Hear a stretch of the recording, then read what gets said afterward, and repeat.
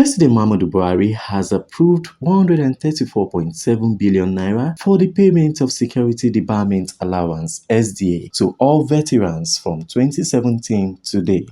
The president also announced the donation of 10 million naira to the Nigerian Legion on behalf of the federal government at the launch of the 2023 Armed Forces Remembrance Day Emblem and Appeal Fund. Speaking at the occasion, which preceded the meeting of the Federal Executive Council, the President pledged the federal government's commitment to the welfare of veterans by ensuring prompt payment of their pension and other entitlements, which had been demonstrated by his approval of the payment of SDA to veterans with effect from 2017. Members of the armed forces and assist in supporting the military in carrying out its statutory responsibilities.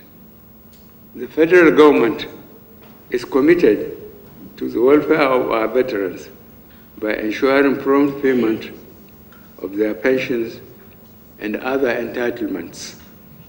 To this end, I approve the payment of Security Debarment Allowance to veterans with effect from 2017.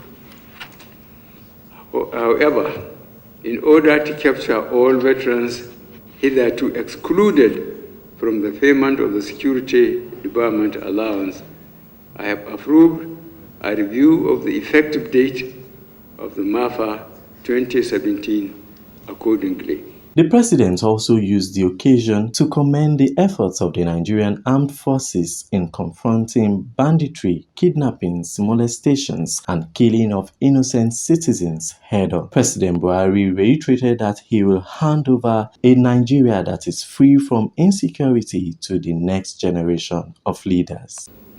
The choice of 15th January as the Armed Forces Remembrance Day celebration is symbolic because it marked the end of the Nigerian Civil War. The occasion gives cause for reflection and reminds us of the sacrifice made by our armed forces in preserving the unity of the country and highlights the need for us to guard this unity jealously. I hereby implore all citizens to refrain from detrimental actions and statements that threaten national unity and integration, but rather engage in positive actions that unite the country. Senate President Ahmed Lawan, who also promised financial donation on behalf of the National Assembly to the Nigerian Legion, commended the president for giving maximum support to the Nigerian Armed Forces. I commended the president for spending, for providing so much funds for our armed forces to secure Nigeria. Of course, we have been facing and experiencing a lot of insecurity.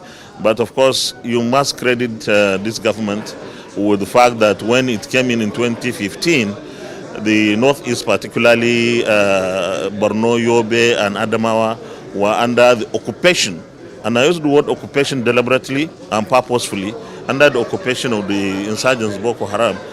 Many of our local governments were under the control of Boko Haram. But Mr. President decidedly approached the matter, and by 2 years, we could say that Boko Haram was technically defeated, and today it's not technically defeated but practically defeated. The Minister of Defense, Major General Bashir Magashi, pledged that the ministry would continue to ensure the prompt payment of the entitlements and death benefits of the deceased servicemen. Thus, the emblem being launched today symbolizes the sacrifices of these gallant men and women of our armed forces.